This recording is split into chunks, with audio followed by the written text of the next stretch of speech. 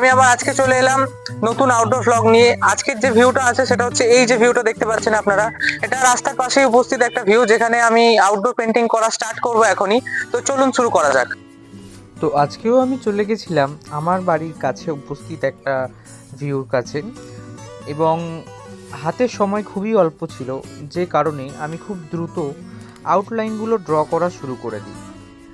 আর দিনের আলোটাও খুব একটা বেশি ছিল না, সেই ক্ষেত্রে কাজটা আমাকে খুব দ্রুতই সারতে হয়।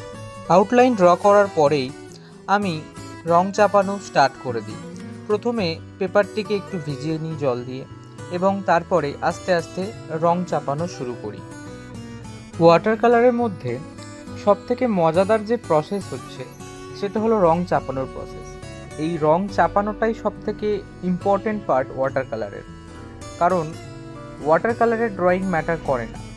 হ্যাঁ, ম্যাটার করতে পারে খুবই সামান্য, কারণ ওয়াটার কালারে যদি রংটাই আমি ঠিকভাবে যদি না চাপাতে পারি, তাহলে আমার কাজ কিন্তু বিগড়ে যাওয়ার সম্ভাবনা অনেক বেশি।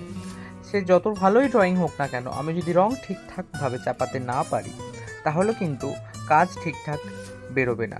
তো সেই ক্ষেত্রে রং চাপানোটা একটু বিবেচনা করে এবং ব্যালেন্স করে চাপানো উচিত, যাতে করে গিয়ে কাজটা সৌন্দর্যতা বজায় থাকে। ওয়াটার কালারের মধ্যে যত বেশি এক্সপেরিমেন্ট আপনি করবেন, তত বেশি প্রসেসের বিষয়ে আপনি কিন্তু জানতে পারবেন। যেহেতু আমার হাতে সময় খুবই অল্প ছিল, কারণ ঘড়ির কাঁটা তখন 6টা 10, তাই দিনের আলো খুবই কম হয়ে এসছিল, তাই আমাকে খুব দ্রুত কাজটা কিন্তু শেষ করতে হতো। তাই ফোকাস পয়েন্টগুলোতে আমি কিন্তু ডিটেল দিয়ে বাকি কোনো জায়গায় ডিটেল ছাড়াই কাজ করেছি। এছাড়া কাজটা আমাকে বাধ্যতামূলকভাবে শেষ করতে হয়, এবং এটা হলো তার ফাইনাল আউটকাম, যেটা আপনারা স্ক্রিনে দেখতে পাচ্ছেন। আমি জানি অনেক অনেক ক্ষেত্রে ডিটেলস ধরা উচিত ছিল, কিন্তু সময় যেহেতু কম ছিল তাই ডিটেলস ধরার আমি সুযোগ পাইনি। আর কিছুক্ষণের মধ্যেই কিন্তু সন্ধে নেমে এসেছিল, তাই কাজটা আমি যে দ্রুত সেরেছি সেটা কিন্তু খুব একটা ভুল কাজ করিনি।